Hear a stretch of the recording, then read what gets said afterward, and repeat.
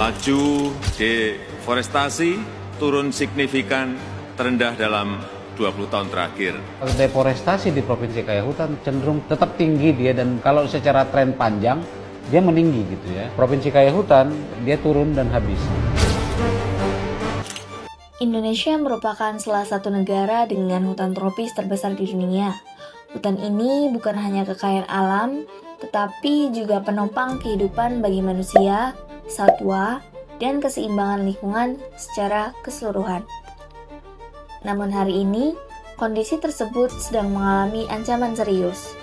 Dalam beberapa tahun terakhir, luas hutan Indonesia terus mengalami penurunan, yang mana fenomena ini dikenal sebagai deforestasi, yaitu hilangnya kawasan hutan akibat aktivitas manusia.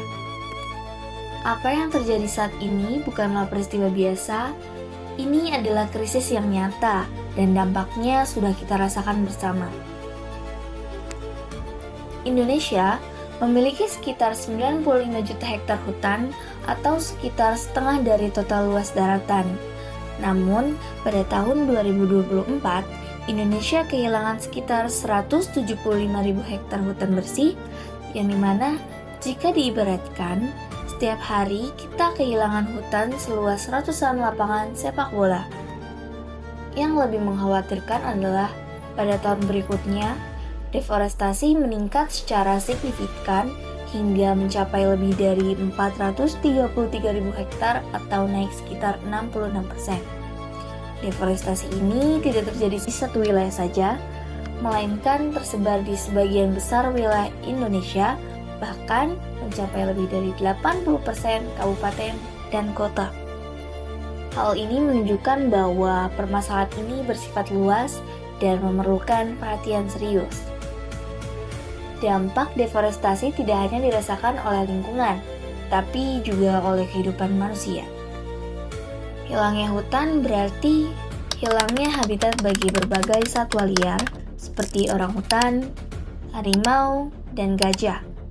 Lebih dari setengah deforestasi bahkan terjadi di kawasan habitat penting bagi satwa-satwa tersebut. Selain itu, deforestasi juga berkontribusi terhadap meningkatnya risiko bencana alam seperti banjir dan longsor. Kita juga menghadapi suhu yang semakin panas serta kualitas udara yang menurun. Dengan kata lain, deforestasi mempercepat terjadinya krisis iklim yang dampaknya dirasakan oleh seluruh masyarakat. Permasalahan deforestasi tidak dapat dilepaskan dari aspek kebijakan dan tata kelola sumber daya alam. Fakta yang perlu menjadi perhatian adalah bahwa sebagian besar deforestasi di Indonesia terjadi secara legal, yaitu sekitar 97% pada tahun 2024, yang artinya kegiatan tersebut dilakukan berdasarkan izin yang resmi. Beberapa sektor utama yang mendorong deforestasi ini antara lain adalah perkebunan kelapa sawit, pertambangan, dan industri kehutanan. Sebagai contohnya, yaitu luas perkebunan kelapa sawit di negara Indonesia telah mencapai sekitar 15 juta hektar. Selain itu, keterbatasan akses informasi publik terhadap izin dan rencana kegiatan perusahaan menjadi tantangan dan pengawasan.